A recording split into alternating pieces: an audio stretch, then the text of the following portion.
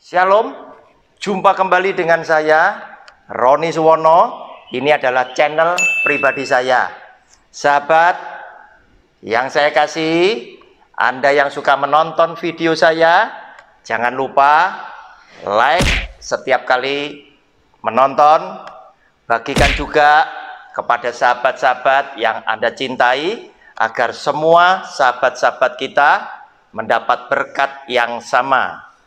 Beri komen yang sopan, komen yang membangun, dan tekan tombol loncengnya agar setiap Anda yang sudah menekan tombol loncengnya tidak pernah ketinggalan dari setiap video baru yang saya tayangkan lewat channel pribadi ini.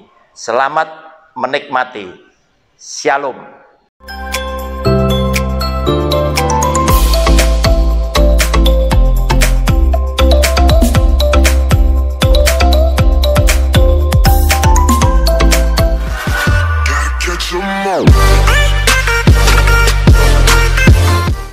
Shalom, kita memasuki video yang kedua dari judul Keselamatan hanya ada di dalam nama Yesus. Saudara, judul kecilnya yang kita mau cermati hari ini adalah Adam dan Yesus yang ajaib. Saudara yang dikasihi oleh Tuhan, mari kita saksikan lebih dulu firman Tuhan yang saya ambil dari Roma pasal yang kelima, ayat 17 sampai dengan ke-19. Roma pasal 5 ayat 17 sampai dengan 19. Demikian bunyi firman-Nya.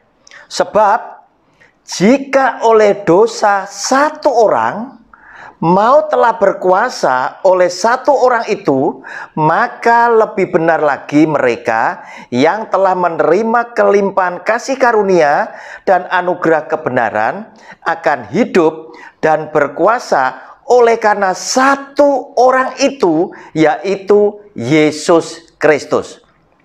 Sebab itu, sama seperti oleh satu pelanggaran, semua orang beroleh penghukuman. Demikian pula, oleh satu perbuatan kebenaran, semua orang beroleh pembenaran untuk hidup. Jadi, sama seperti oleh ketidaktaatan satu orang, semua orang telah menjadi orang berdosa. Demikian pula, oleh ketaatan satu orang, semua orang menjadi orang benar. Saudara, Adam dan Hawa ketika hidup di Taman Eden penuh dengan keharmonisan dengan Allahnya, telah dikacaukan, telah dirusak hubungan baik ini oleh iblis, si ular setan itu. Setan berhasil membuat hubungan Adam dan Hawa rusak terhadap Tuhan. Sehingga oleh karena Adam, dia telah berbuat dosa.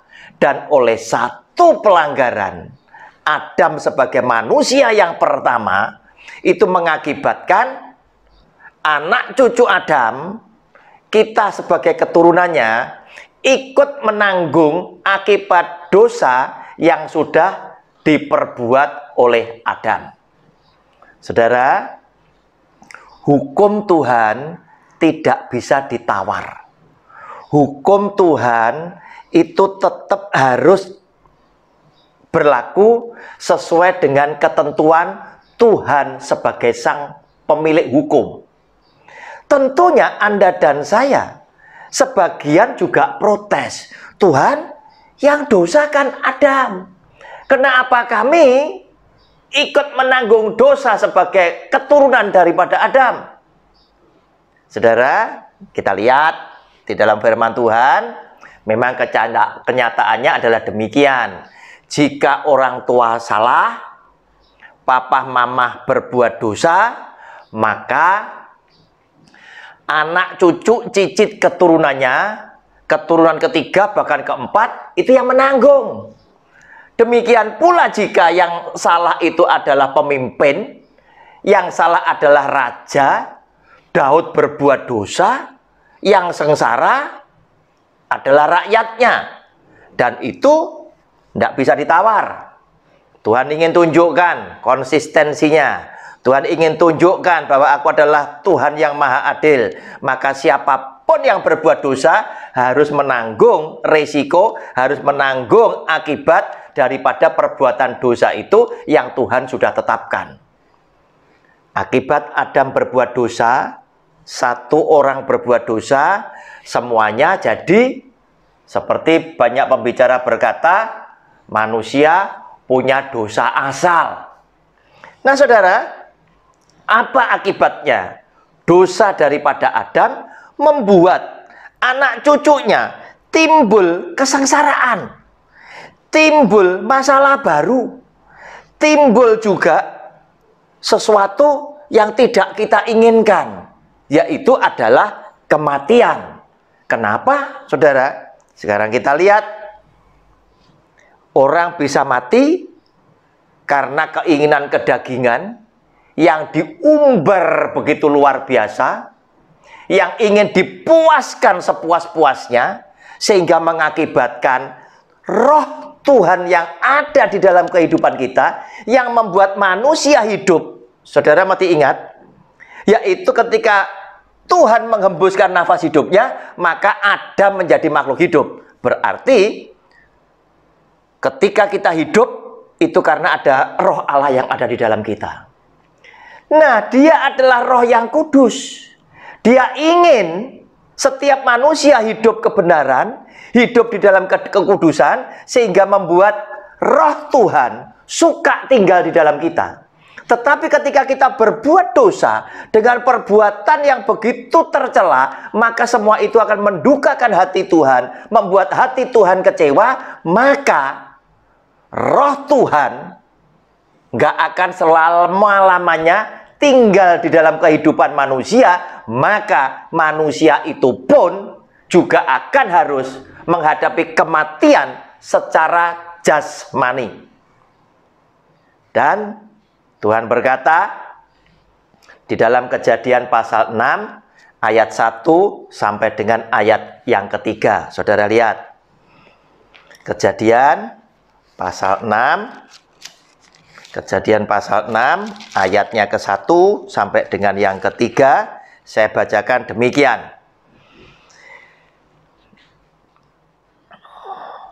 Ketika manusia itu mulai bertambah banyak jumlahnya di muka bumi, dan bagi mereka lahir anak-anak perempuan, maka anak-anak Allah melihat bahwa anak-anak perempuan manusia itu cantik-cantik, lalu mereka mengambil istri dari antara perempuan-perempuan itu, siapa saja yang disukai mereka. Berfirmanlah Tuhan, rohku tidak akan selama-lamanya tinggal di dalam manusia, karena manusia itu adalah daging, tetapi umurnya akan 120 tahun saja. Saudara, semestinya Tuhan ingin tinggal berlama-lama di dalam tubuh jasmani manusia.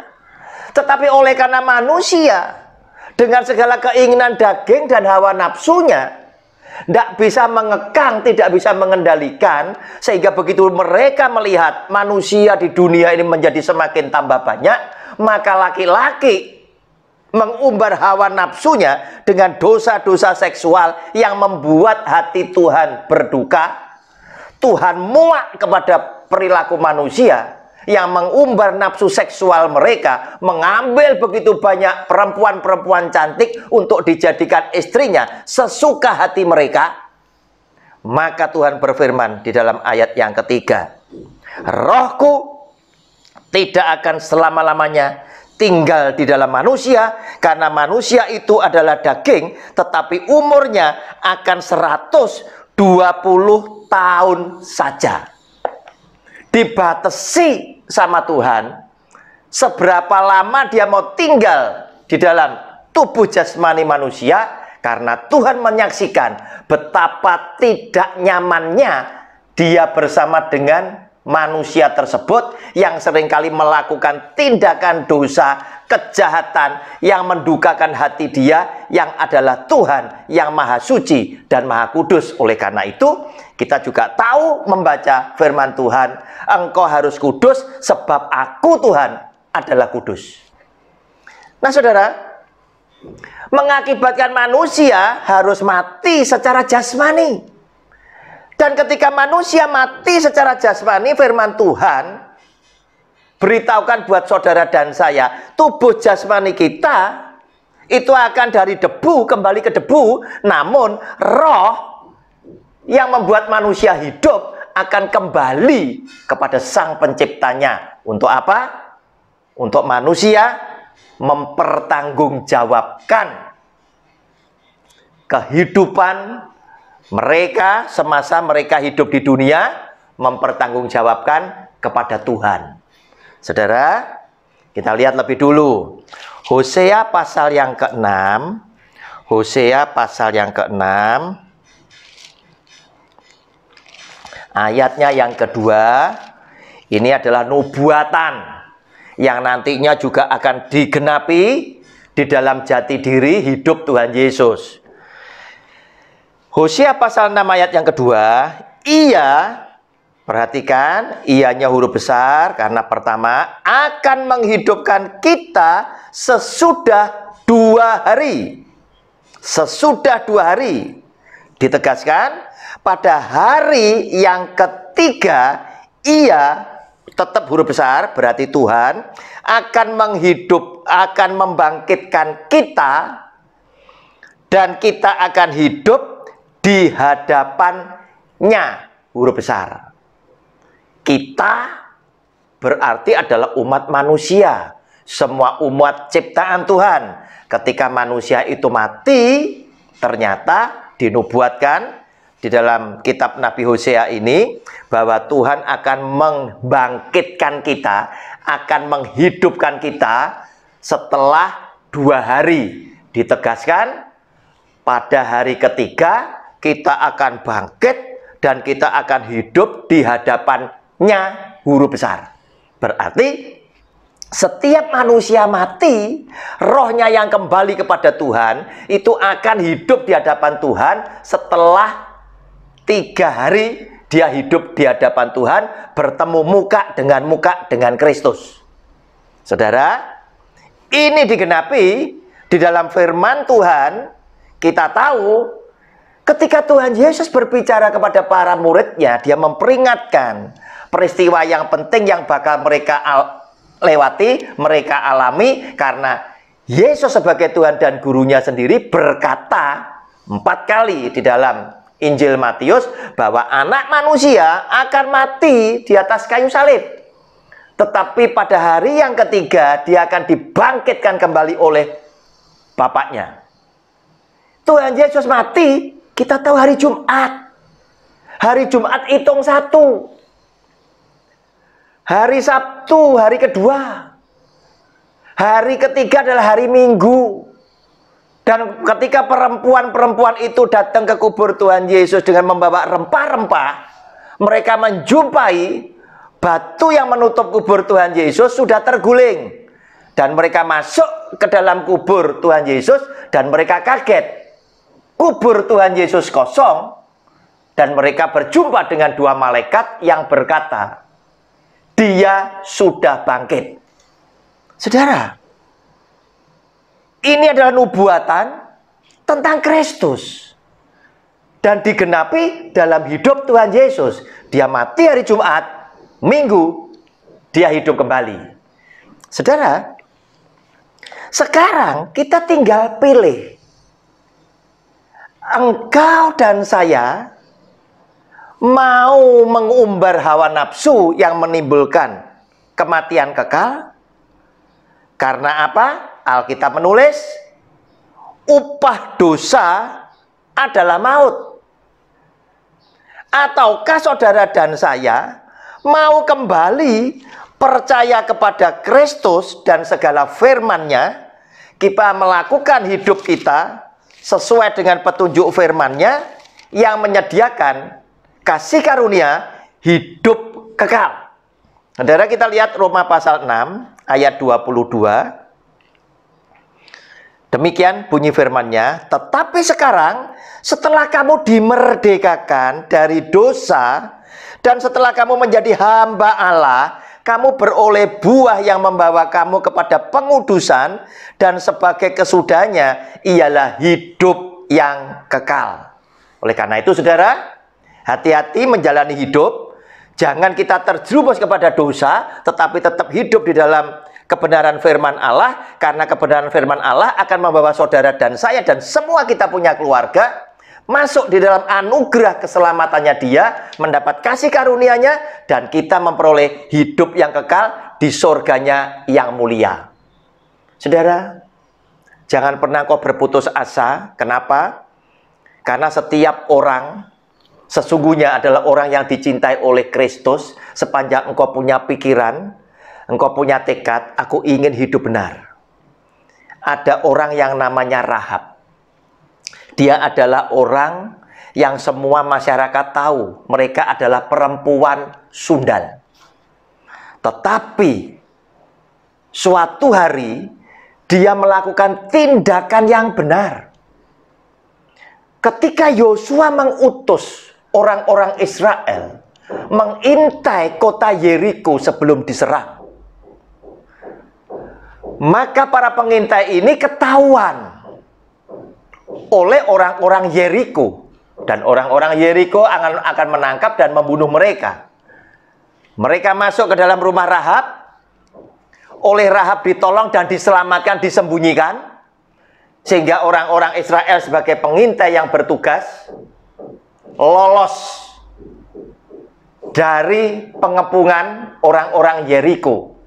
Saudara, sebagai balas jasanya, Rahab, keluarganya, papahnya, mamanya, saudaranya, kaumnya Rahab, semuanya akhirnya ketika Yosua menyerbu kota Yeriko, oleh Yosua, Rahab dan seluruh kaumnya itu diselamatkan dan diizinkan tinggal sampai sekarang di tengah-tengah bangsa Israel. Saudara, kebenaran Rahab ini telah membawa berkat buat Rahab yang luar biasa. Namanya ditulis di dalam Alkitab. Lewat garis keturunan Rahab ada benang merah sampai kepada Daud. Dan kemudian kita tahu ada istilah, ada penyebutan Yesus anak Daud. Saudara, boleh jadi saat ini mungkin Anda sedang berkata, aku adalah orang yang lemah, aku adalah orang yang kurang beruntung, aku adalah orang yang celaka, dan lain sebagainya. Saudara, nasihat saya di dalam nama Tuhan Yesus, tetaplah kerjakan kebenaranmu. Orang boleh sengsara, orang boleh tertekan hidupnya, orang boleh miskin di dalam hidupnya secara jasmani, tetapi kebenaran tetap nomor satu. Ketika engkau melakukan satu kebenaran, suatu hari kelak, anak cucu cicit keturunanmu itu pasti akan keluar seorang yang luar biasa, yang diberkati. Seperti Rahab punya Daud, ada Tuhan Yesus. Saudara, nantikan video saya yang selanjutnya, bagian yang ketiga. Kita akan berjumpa di program acara yang sama. Shalom, Tuhan Yesus memberkati. Amin.